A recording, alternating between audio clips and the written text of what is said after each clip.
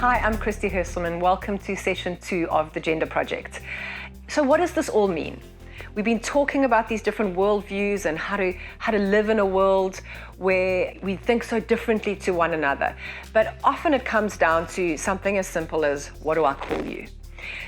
What we call each other, what words we use in the gender conversation are fraught with debate and different opinion, as it is with most of this gender conversation. And I don't know about you, but sometimes I'm so nervous when I use this language. I don't know if I'm going to use it properly. I don't know if I'm even allowed to use certain words, or if those are just for the trans community to use. And the whole thing seems to be changing so quickly. But the reality is that if we're going to talk about gender, we at least need to know what the terminology means. If you want a more comprehensive set of terminology, you can have a look in the handbook. But for now, I think there are 10 terms that we really should know if we're going to talk about gender. Number 1, sex. Now, I'm not talking about the sex that is used to make babies. I'm talking about biological sex. It is now also referred to often as biological sex or assigned sex. Gender is used to describe more your psychological and social and cultural aspects of being either a man or a woman. Gender speaks to the internal feelings, to the behavior and the societal role. Gender identity basically refers to how individuals view themselves, and this is regardless of their biological sex. So it's one's internal sense of being male or female, and it describes how people perceive themselves and what they call themselves. There are now dozens of gender terms. Just to give you a couple, we have cisgender, which basically means that your birth sex and your gender that you identify as are the same. Transgender, where your birth sex and your gender identity are different. Gender fluid, non-binary, gender neutral, pangender, gender blender, omnigender, agender, and bigender, just to name a few.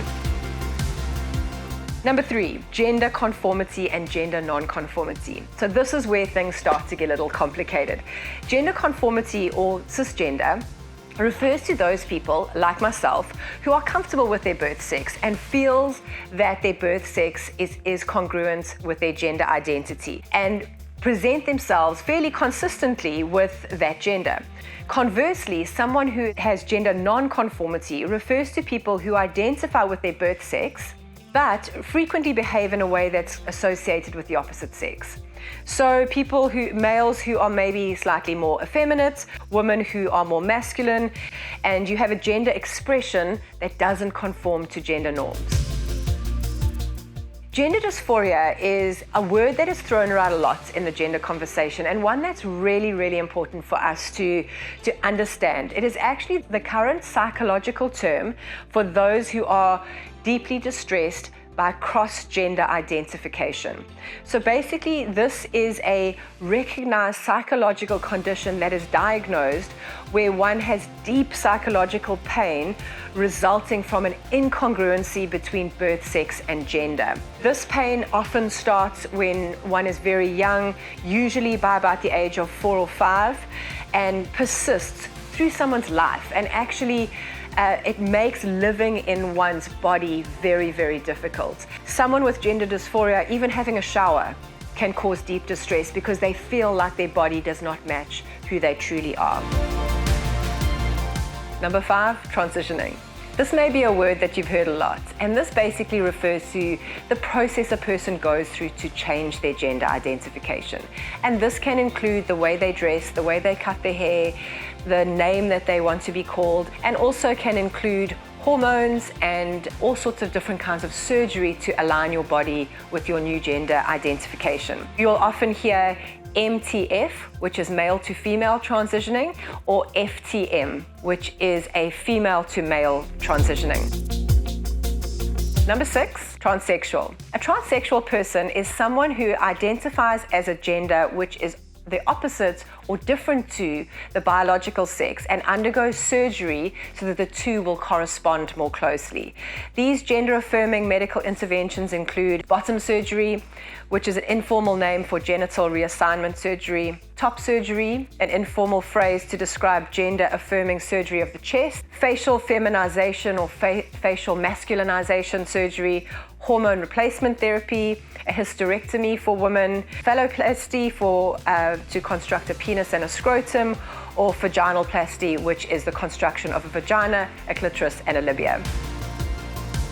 This will either be social changes, changing names legally back to what their name was before, changing their pronouns, and can also refer to surgery to try and attempt to detransition their gender.